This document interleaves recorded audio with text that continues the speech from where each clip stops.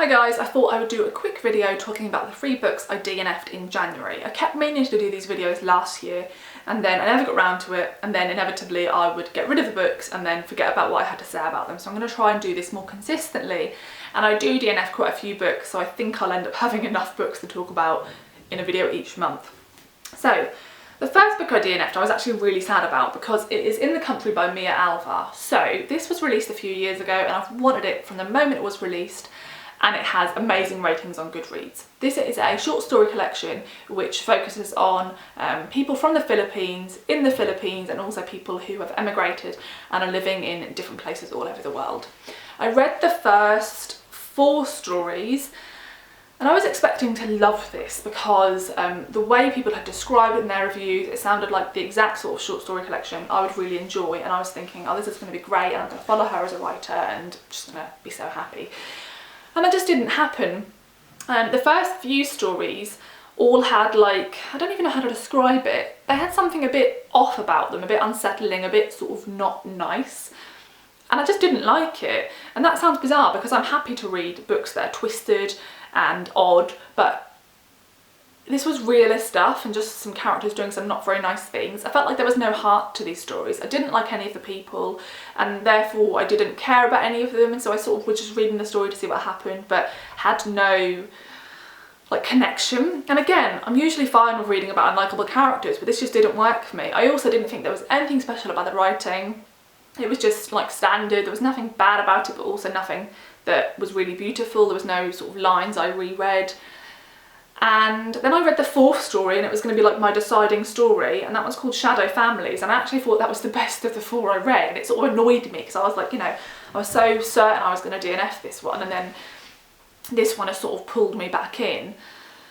Shadow Families is about a group of Filipino families who live, I think, in Bahrain, and they invite their sort of house help for like a big meal, I think, each week, and sort of all integrate and be like, you know, we're all just the same as one another, we're all from the Philippines. And it's about the fact that some of these people have shadow families, and a woman who comes to their house, they start to be convinced that perhaps she is involved with one of their families, and it's all this sort of suspicion and judgment on her. And I actually thought that one was pretty good, but then I had to flick through the rest of it and I just thought, I just can't do this to myself. Like, it was putting me off reading because I kept looking at it in my stack and being like, I really don't want to pick it up. So yeah, I'd love to know if you've read this because everyone seems to love it and I just couldn't get on board with it, and I was just really saddened by it. So there's that one. The next book I DNF'd was a book I actually bought myself in the month of January. I picked it up as soon as I got it and just didn't enjoy it, and I got about halfway through this. So with In the Country I read about 120 pages, I guess, and with this one I read about 200 pages, and this is Permanent Record by Mary H K Choi. I read Emergency Contact by her in 2019, which is a contemporary romance YA novel. This is similar, and so I thought, you know, I really enjoyed that one, I'm going to pick this one up. And initially I did enjoy it, but then I didn't. So we follow a young boy who works in sort of a fancy deli in New York, and he works night shifts, and a young girl walks into the store and he realises that she's a super famous pop star, and she's around his age, and they sort of fall for one another, and she whisks him away on private jets and limos to houses she owns in California, and it, you know, makes him sign a big contract so he won't tell anyone anything. And it's about the fact that she doesn't know, but he is in massive amounts of debt. He went to a college he couldn't afford, he's falling out with all of his family, he's making a real mess of his life, and he's really confused by how he feels about her, and yada yada yada. What I thought was good about this book initially was there is lots of diversity, and there's loads of commentary on people's ethnicity and race, and I think she handled that really well. There's lots of conflict between both of the main characters in regards to their ethnicity, which they discuss, and I thought was really well done. One of the things I really didn't like was this was very millennial, and I just, maybe I'm a bit too old, a bit out of touch. There was lots of like lingo used and I just kept having to look words up, and it just sort of pulled me out of the novel a bit. Maybe that's just an age thing. And I end up feeling that both these characters were really shallow, really spoiled, selfish, and just didn't really like them. You know, he goes to a university he knows he cannot afford. He knows he's going to run out of money. He gets offered to go to other universities with scholarships that he can afford, and he's like, no, that's not good enough for me. I want to go to an Ivy League, or like, yeah, I don't know, it's Ivy League, but it's super fancy. And I just think, like, just don't be a dick. You know, you've got a choice to go to a really great one that you can afford. You're just being a bit like, I don't know, like snobby about it and wanting to be able to say you go to this really fancy one, and that just seems like a stupid choice to me. He's really a dick to his parents. She does really odd things to do with her fame that I really didn't like, so I just didn't like them, and therefore I didn't care about their romance and I didn't care about the outcome, so I gave up. So there's that one. And again, if you've read it, I'd be interested to know your thoughts. That one hasn't got great ratings, and actually a lot of people said the same thing as me, so I don't think that's just a me thing. This next one perhaps is just a me thing again, because this has really great ratings. This is Trick Mirror, Reflections on Self-Delusion by Tolentino. This is a library copy, as you can see.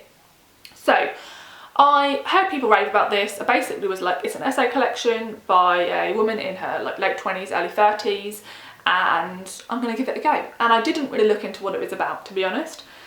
And maybe that's my bad, because actually I think this just isn't something I'd be interested in. A lot of this is commentary on our contemporary media, how we fit in as compared to the internet, social media, like TV and books of the day and all those sorts of things. And the first essay is about the internet, her coming of age and the era of the internet. I think I'm a really similar age to her, so I could relate to what she was talking about. But I think two things at the same time about this collection. Okay, I read the first two essays in full, didn't enjoy either of them, and then I read the third and fourth essay. I got halfway through both of them and was like, fuck this, and just skimmed the rest and just thought, I can't do this to myself, so I gave up. So I think on the one hand, she hasn't really got a point. You're reading it and you're like, okay, you're telling me all this stuff about the internet, or you're telling me all this stuff about, there's one chapter, for example, about books, which I thought I'm going to love. It's about women in books. So she tells you all about, her thesis is that in books written for young girls, our heroines get to be brave and smart and not damaged, and then as soon as it becomes books for adult women, our heroines are really damaged, and she just goes through all these books. I just felt like a lot of these essays were just like a list or like a history, but she hasn't really got a point. I kept flicking through to be like, is she going to make a point? No, she's not. Like, she doesn't want to build an argument up. And then on the other hand, I felt like sometimes she did have a point, but it was not worth making. It's something that a lot of people have already realised, like a long time ago. It's not like revelatory. So what? Like, her point that social media is, you know, trapping us, and that people who use Instagram really compare themselves and makes them feel rubbish about themselves. Yeah, of course. So I don't know, I think maybe I'm the wrong audience, because actually I am not a fan of social media. If you follow me on Instagram, you know that I barely use it. I have never posted a like an update on Facebook. I literally have Facebook because I organised the UK Booktuber meetup, and if I didn't, I wouldn't have it. And I've never really lived my life online other than this channel, and so I don't think I'm the right target audience for this.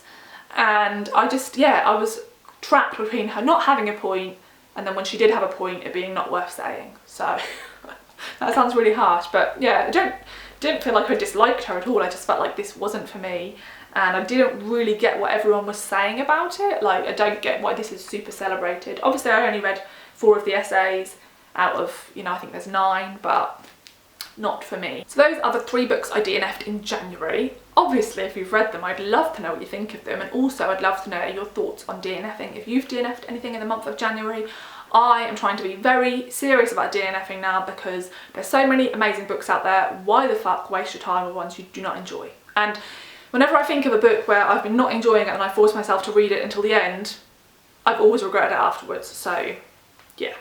So let me know down below your thoughts on DNFing, if you've read these books, and anything else you would like to say. Thank you for watching, and I'll see you in the next video. Bye!